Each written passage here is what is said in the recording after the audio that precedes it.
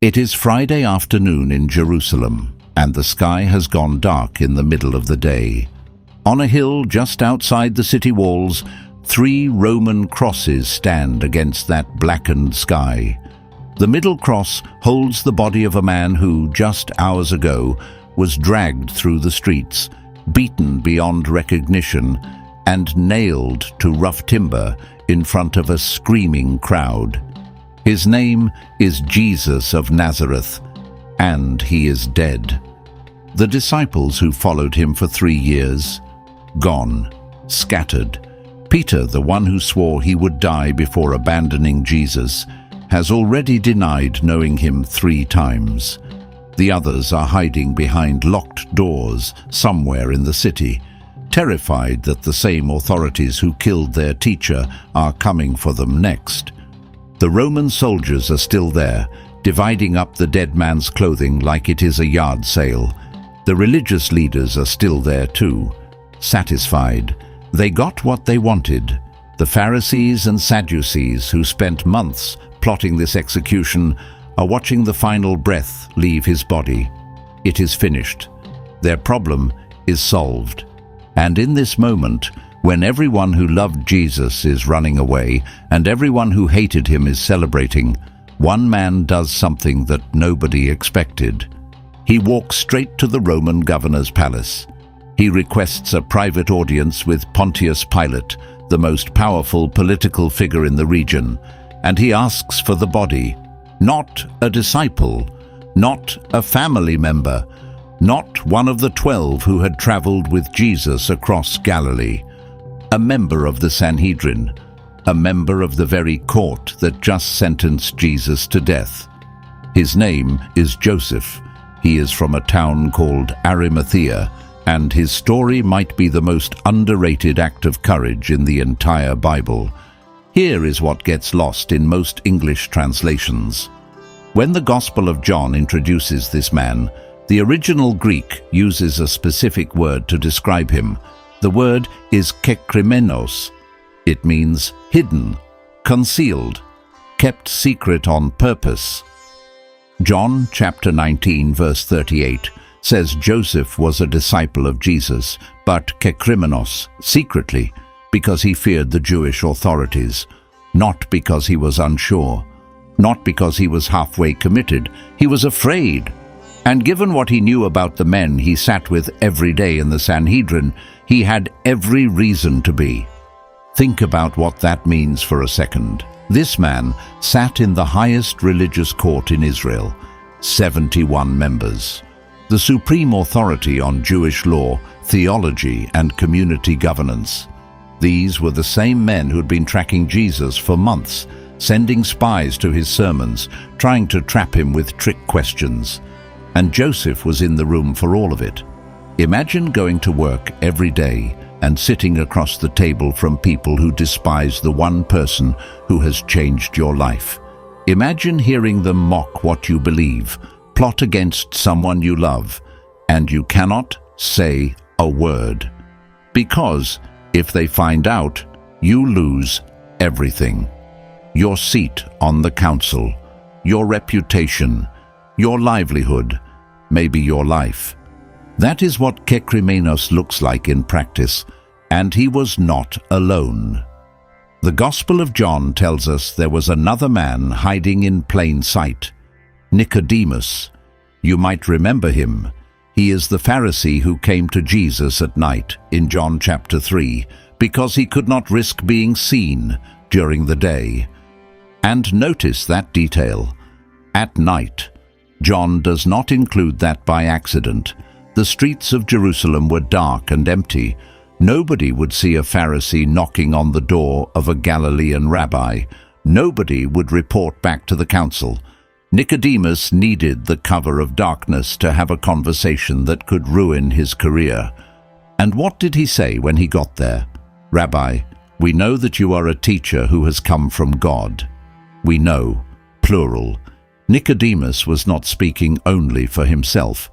He was telling Jesus that there were others on the council, others among the elite, who recognized who he was. They just could not say it publicly. Then Nicodemus asked one of the most famous questions in all of Scripture: "How can a man be born again?"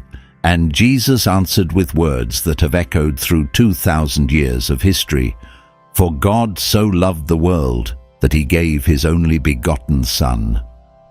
That conversation happened at night, in secret, between a terrified religious leader and the man he believed was sent by God.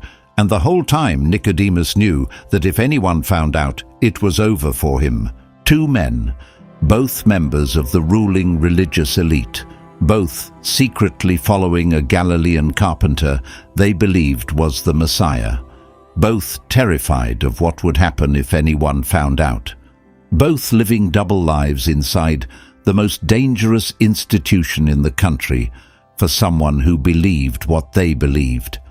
Now, before we go further into what Joseph did that Friday afternoon, we need to understand who he actually was, because the details the Gospel writers include are not random. Every word was chosen for a reason. Mark's Gospel calls Joseph a prominent member of the council. The Greek word there is euskemon. It literally means of good form, but in first century usage it described someone of high social standing, wealth, and public respect. This was not some fringe member who sat in the back row. Joseph was prominent. People knew his name. His opinion carried weight. Luke adds another layer. He calls Joseph good and righteous, using the Greek words agathos and dikaios. In Jewish culture, being called dikaios was not casual praise. It meant someone who lived in alignment with the Torah, someone whose life reflected genuine devotion to God. Luke is telling us that this was not a politician playing both sides. Joseph's faith was real, deep, and known to God, even if it was hidden from the council. And then Luke drops one more detail that might be the most important clue of all. He says Joseph was waiting for the kingdom of God. The Greek phrase is pros dekomenos ten basilean tou theou. That word, pros dekomenos, means to eagerly expect, to look forward to with anticipation. It is the posture of someone who believes something is coming and has oriented their entire inner life around it. This man was not casually curious about Jesus. He was a devout, wealthy, respected elder who had staked his private hope on the coming of God's kingdom. And somehow, in the teachings and miracles of a carpenter from Nazareth, he recognized it. So where is Arimathea? This is one of those small biblical mysteries that scholars have debated for centuries.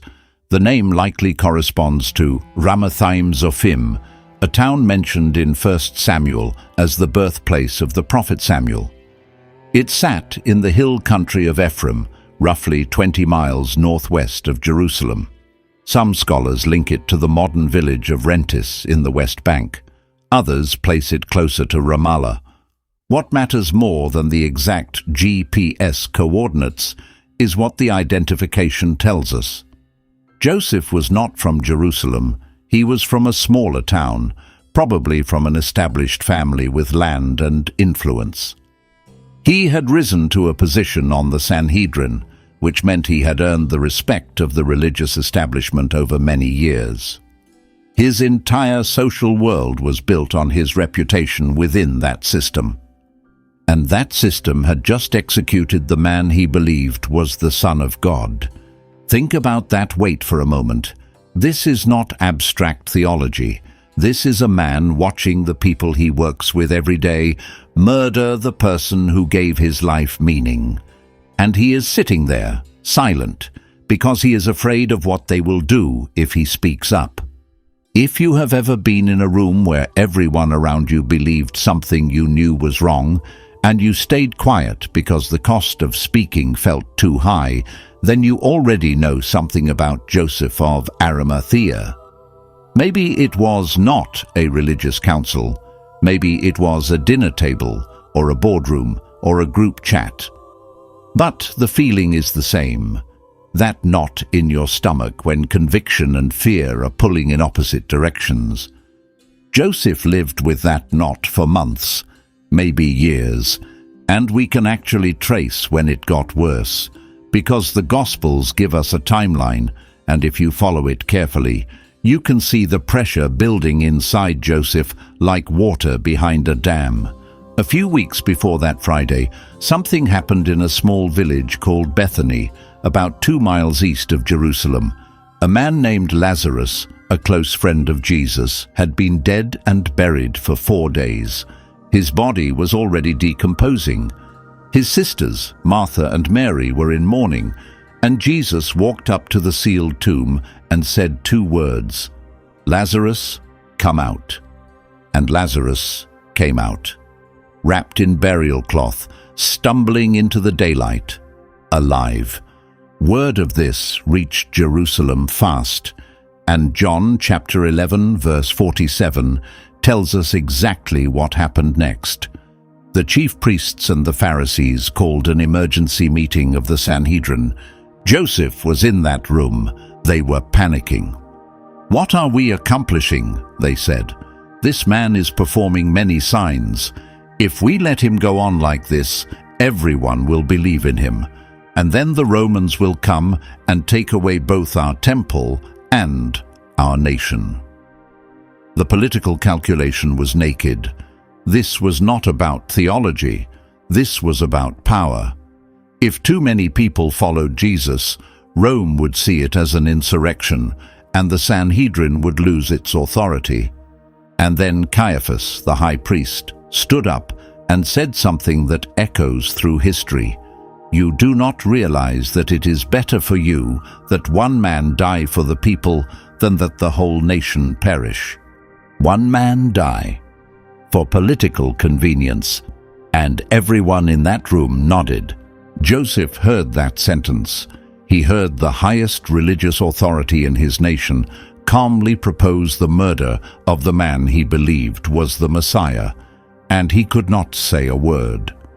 Have you ever sat in a room and heard someone say something that made your blood go cold, and looked around and realized you were the only one who felt it, that everyone else was nodding? That is where Joseph was. The loneliest seat in Jerusalem. Then came Passover week. Jesus entered Jerusalem riding a donkey while crowds waved palm branches and shouted, "Hosanna!" He walked into the temple and overturned the tables of the money changers. He taught openly in the temple courts while the Sanhedrin sent agents to find a way to arrest him quietly, away from the crowds. Joseph watched all of this unfold from inside the institution that was plotting it. Every day that week, he went to the council, heard the latest strategy to trap Jesus, and said nothing. Every night he went home carrying the weight of what he knew was coming. By Thursday evening, when Judas led the temple guards to the Garden of Gethsemane and Jesus was arrested, Joseph already knew. He had been watching this train wreck approach for weeks, and when they dragged Jesus into the high priest's house for that illegal midnight trial, Joseph was there. But something was about to change, because Luke tells us one more thing about that Friday, and it changes everything we think we know about what happened inside the Sanhedrin the night before. Luke chapter 23, verse 51. 5 Greek words that rewrite the entire trial narrative. Houtos ouk en synkatate taimenos tabula. This man had not consented to their decision and action. That word, synkatate taimenos, is dense. It is a compound verb, meaning to vote together with, to place one's approval alongside. And Luke says Joseph did not do it. He did not consent. He did not add his vote to the pile. Now think about what that implies. The Sanhedrin trial of Jesus, described in Matthew and Mark, happened at night. This is critical. Jewish legal tradition in the Mishnah specifically prohibited capital trials at night. The law required that capital cases be heard during the daytime. that the verdict be delivered the following day to allow for reconsideration, and that witnesses be examined separately to prevent collusion. There were also rules about when trials could not take place at all, including the eve of a Sabbath or a festival day. The trial of Jesus violated nearly every one of these safeguards. It was held at night in the private residence of the high priest Caiaphas, not in the official hall of hewn stone where the Sanhedrin normally convened. The witnesses brought forward could not agree with each other. Mark says their testimonies did not match, and the verdict was delivered immediately on the same night with no waiting period for reconsideration. Why does this matter? Because it means Joseph was sitting in a room watching a rigged proceeding. This was not justice. This was a predetermined outcome dressed up in the appearance of a legal process. The powerful men around him had already decided what the verdict would be before the first witness opened his mouth. And Joseph was there. He watched it happen. He saw the high priest tear his robes and declare Jesus guilty of blasphemy. He heard the crowd around the council chambers screaming for blood. And when the vote came, Joseph did something that most of us would never have the courage to do. He said no, or more precisely, he refused to say yes. In a room full of the most powerful religious authorities in the nation, when the political pressure was suffocating and the mob outside was demanding execution, Joseph of Arimathea withheld his consent. We do not know if he spoke up openly. We do not know if he argued against the verdict or simply sat in silence while others raised their hands. Luke does not tell us those details, but he does tell us the result. Joseph's hands were clean of that vote. When every other voice in that chamber said guilty, his was not among them. And Nicodemus. We know from John chapter 7 that he had already tried once to defend Jesus in front of the Pharisees, asking, "Does our law judge a man without first hearing him?" They shut him down immediately. "Are you from Galilee too?" they sneered. The implication was clear. Defend this man, and you become the enemy too. So here are two men sitting in that chamber during the most corrupt trial in history, knowing it is wrong, knowing the verdict is predetermined, and unable to stop it. Have you been there? Not at a trial, obviously, but at the moment where you see something happening that you know is wrong, and the power structure around you has already decided, and your voice feels so small against the machinery that you convince yourself staying quiet is the only option. Joseph was there, and for one night he stayed quiet. But then Friday came, and Friday changed everything, because there is a moment in every person's life when the cost of silence becomes greater than the cost of speaking, when what you are watching happen is so wrong, so final, so devastating, that the fear that kept you hidden just breaks. For Joseph of Arimathea, that moment was watching Jesus die, and look at who else was there. Mark chapter 15, verses 40 and 41. While the 12 apostles, the inner circle, the men who had eaten with Jesus and walked with him and promised to follow him to death, while all of them had vanished, a group of women stood watching. Mary Magdalene, Mary the mother of James and Joses, Salome, and others. Mark says they had followed Jesus from Galilee and cared for his needs. They were there. They did not run. They stood on that hill and watched the man they loved suffocate on a Roman cross. But notice what Mark says about their position. They were watching from a distance, apomakrathen, from far off, close enough to see, but far enough to be safe. They were present, but they were not intervening. They could not intervene. They were women in a world controlled by Roman soldiers and Jewish elders. They had no political standing. They had no legal authority. All they could do was watch and grieve. Now hold that image in your mind. The apostles have fled. The women are watching from a distance. The soldiers are dividing up the clothing. The religious leaders are satisfied. And into that scene walks Joseph.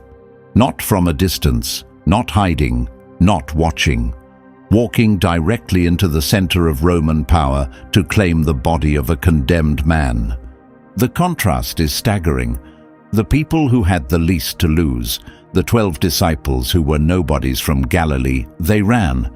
The people who had the most to lose, a wealthy Sanhedrin member whose entire reputation and career were on the line, he stepped forward.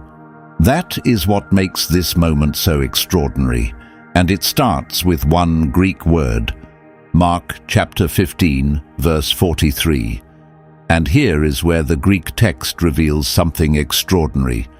Mark uses a word to describe what Joseph did next, and this single word tells you everything about the transformation that happened inside this man between Thursday night and Friday afternoon.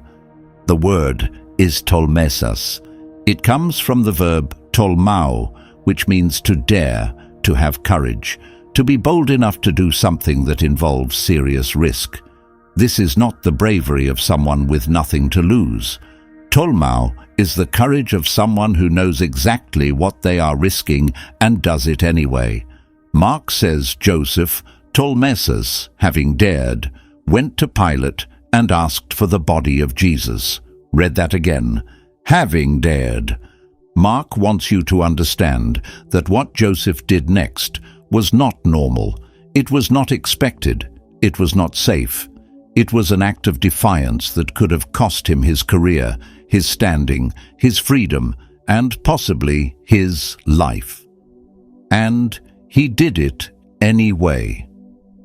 Here is why it mattered so much under Roman law. When someone was executed by crucifixion, the body typically belonged to Rome. Crucifixion was not just a death sentence, it was a statement. The body was often left on the cross for days as a public warning.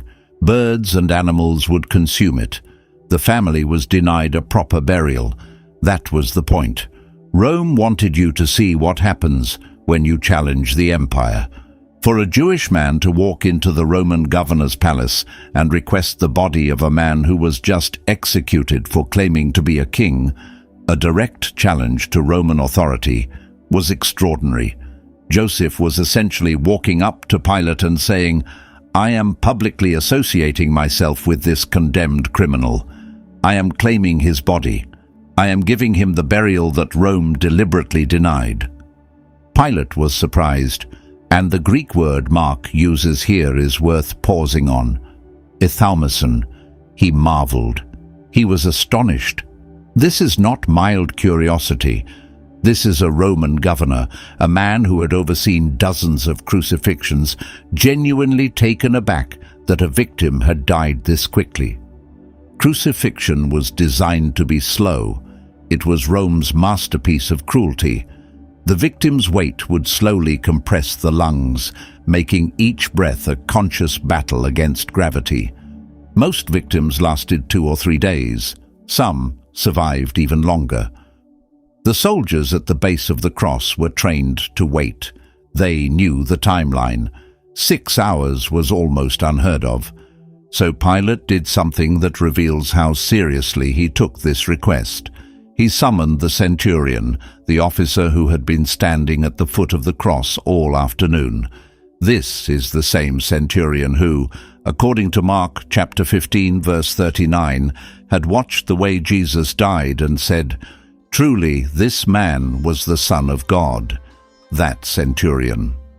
Pilate called him in and asked directly whether Jesus was already dead. The centurion confirmed it. And only then did Pilate release the body. Think about this scene for a moment. Joseph is standing in the Praetorium, the Roman governor's official residence, waiting. He has just asked for the body of a man executed for sedition against Rome. Pilate is across from him, studying this well-dressed Jewish elder, probably wondering what his angle is. A centurion is called in to testify. Official Roman confirmation of death is given, and then Pilate, for reasons the text does not fully explain, says yes. Some scholars believe that Pilate may have felt guilt over the execution. He had already told the crowd, "I find no fault in this man." He had washed his hands publicly. Granting the body to a respected elder may have been his way of distancing himself from the ugliness of what the Sanhedrin had pressured him into. Whatever his reasons, the body was released, and Joseph walked out of that palace carrying a burden that no one else in Jerusalem was willing to touch. And now the clock was ticking. In Jewish practice, the Sabbath began at sunset on Friday. Once the Sabbath started, everything stopped. Work, travel, handling the dead, burial rites, all of it was forbidden until the following evening. And this was not just any Sabbath. The next day was also the first day of Passover, the holiest festival in the Jewish calendar. The urgency was extreme. To leave a body unburied overnight was considered a violation of Deuteronomy chapter 21, which commands that a dead body must not remain hanging on a tree overnight, but must be buried that same day. For a man like Joseph, who Luke describes as dikaios, righteous, fulfilling this command, was not optional. It was a matter of obedience to the Torah itself. So picture the scene. Joseph has just left Pilate's palace with permission to take the body. The sun is already dropping toward the horizon. He has to get to Golgotha, take a crucified body down from a cross, transport it, prepare it for burial, and seal the tomb before sunset. All of this with a body that has been scourged, pierced, and hanging for hours. He bought fine linen. The Greek word is sindon, a clean white cloth of high quality. This was not cheap burial fabric. This was the linen of a wealthy man, purchased for a specific purpose. In Jewish burial practice, the body would be washed with warm water in a ritual called rechitza, a final act of dignity and purification. Then it would be wrapped tightly in the linen, with the spices packed between the folds to slow decomposition and to honor the dead. Joseph took the body down from the cross himself, or with the help of servants, wrapped it in the sindon, and carried it to a tomb. His tomb, his personal, never-before-used tomb, carved into solid rock in a garden near the crucifixion site. Matthew's Gospel emphasizes that it was Joseph's own new tomb, one he had hewn out of the rock. He gave away his own burial place. In a culture where your tomb was your final statement of status and legacy, Joseph handed his over to a dead carpenter from Nazareth. And then John tells us something that makes this scene even more profound. Joseph was not alone. Nicodemus came too. The same Nicodemus who had come to Jesus by night, who had tried to defend him in the council and been ridiculed for it. Nicodemus showed up with 75 pounds of myrrh and aloes. 75 pounds. That is not a modest gesture. That is a burial fit for royalty. 2 secret disciples, side by side, performing the most intimate act of devotion imaginable, washing the blood from a broken body, wrapping torn flesh in clean linen, packing burial spices into the folds, placing the body gently into the cold stone shelf of a tomb, and doing all of it knowing that by morning every member of the Sanhedrin would know what they had done. There was no going back. The secret was over. But the story of that tomb was not finished yet. Because the next morning, Saturday, while the whole city rested for the Sabbath, the chief priests and the Pharisees did something unexpected. Matthew chapter 27, verse 62. They went back to Pilate.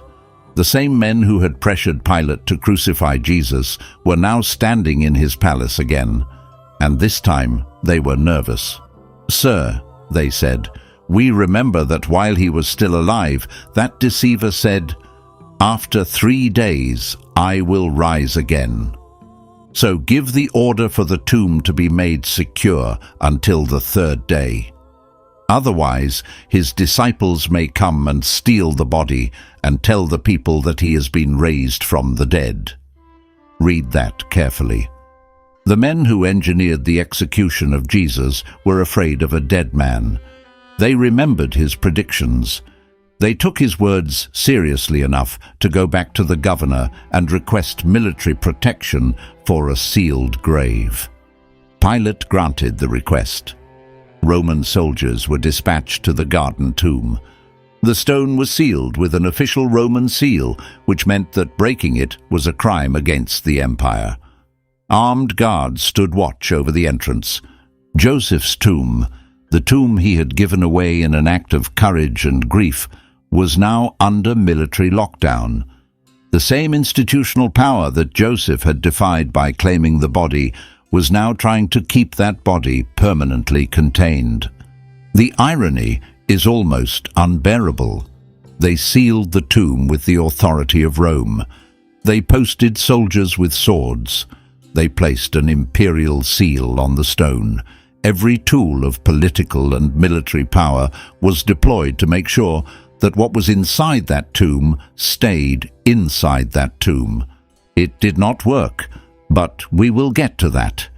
There is something worth noticing here, though. The same system that punished Joseph for standing up was now scrambling to contain the consequences of what he had done.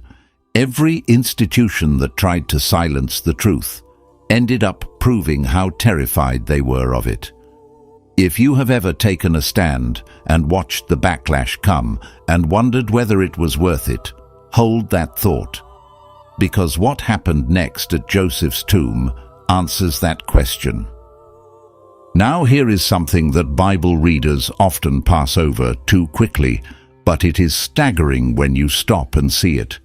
700 years before Joseph of Arimathea walked into Pilate's palace, the prophet Isaiah wrote a passage about a suffering servant, Isaiah chapter 53. It is one of the most debated and analyzed prophecies in all of Scripture. And verse 9 says this: "He was assigned a grave with the wicked and with a rich man in his death." With the wicked and with a rich man. Jesus was crucified between two criminals, that is, the grave with the wicked. And then a rich man, a wealthy member of the Sanhedrin, came and placed the body in his own expensive tomb. That is, with a rich man in his death. Joseph of Arimathea probably had no idea he was fulfilling a 700-year-old prophecy.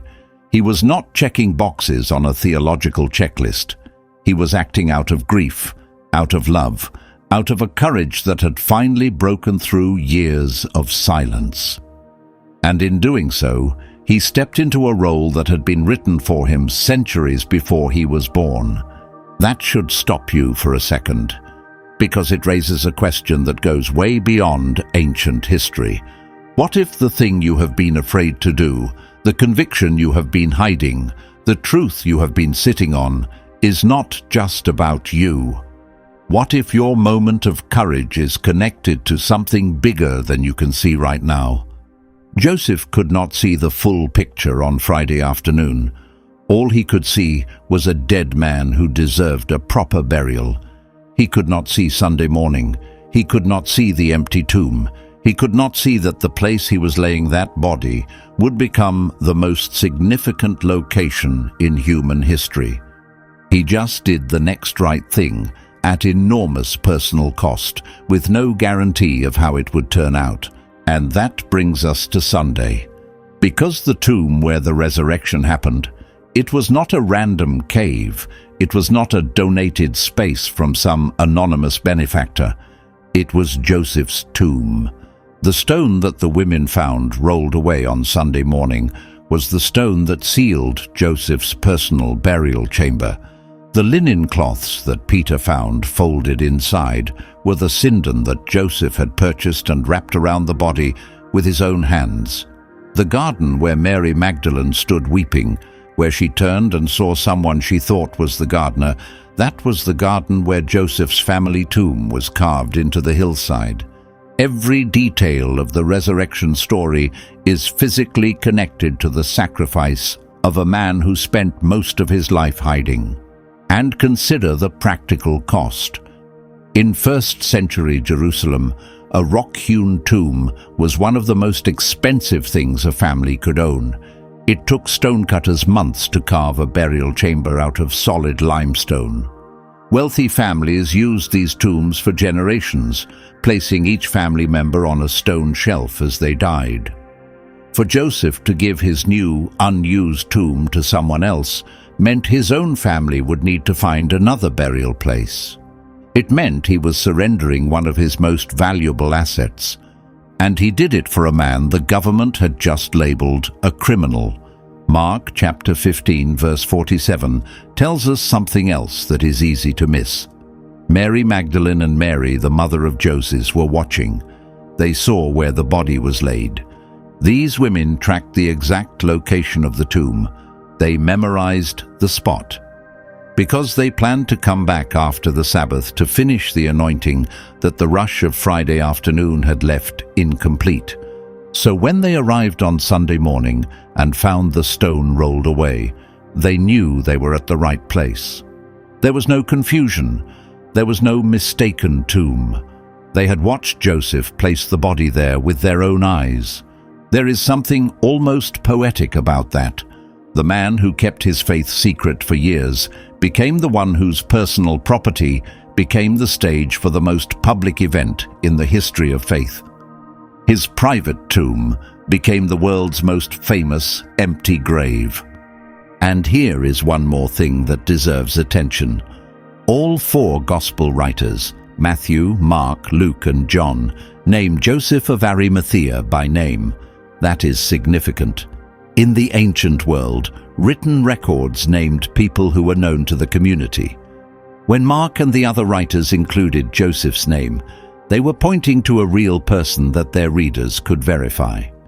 Early church historians understood this. Joseph was not a legend or a literary device. He was a man that 1st century Christians in Jerusalem remembered. His name survived because his courage survived. One act on one afternoon, and 2,000 years later, we are still talking about him. What happened to Joseph after that Friday?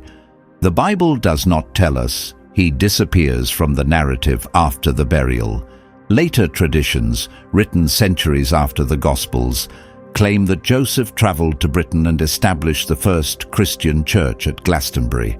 Some medieval legends connect him to the Holy Grail. But these are stories built on tradition, not scripture. The honest answer is that we do not know what Joseph did next. And maybe that is the point. Maybe his story is not about what came after.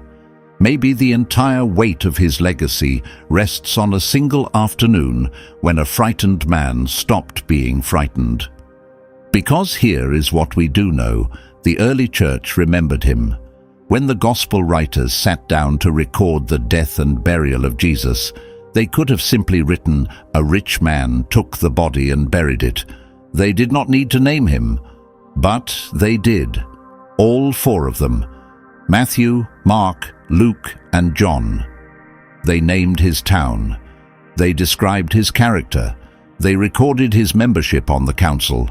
They wanted the world to know who this man was, because what he did mattered. So what does this mean for you, right now, today? Joseph's story is not a museum piece, it is a mirror. And the question it asks is uncomfortable. Is there something in your life right now that you believe but have not said out loud? Maybe it is your faith. Maybe it is a conviction about how things should be done at work, or in your family, or in your community. Maybe it is a creative calling that the people closest to you would not understand. Maybe it is a line you refuse to cross while everyone around you is crossing it, and you have been pretending that does not bother you. I am not asking because I know your answer. I am asking because Joseph's story forces the question. He sat in the Sanhedrin for years, watching, waiting, silent. And if the story had ended on Thursday night, we would never have heard his name. He would have been just another leader who chose comfort over conviction. But the story did not end on Thursday night. Friday came, and on Friday, Joseph discovered something that changes everything once you see it. There comes a moment when the pain of hiding becomes greater than the pain of being seen. The Greek word is tolmesis. He dared, not because the fear went away, not because the risk suddenly disappeared, not because someone gave him permission or guaranteed the outcome. He dared because he reached the point where staying silent was no longer something he could live with.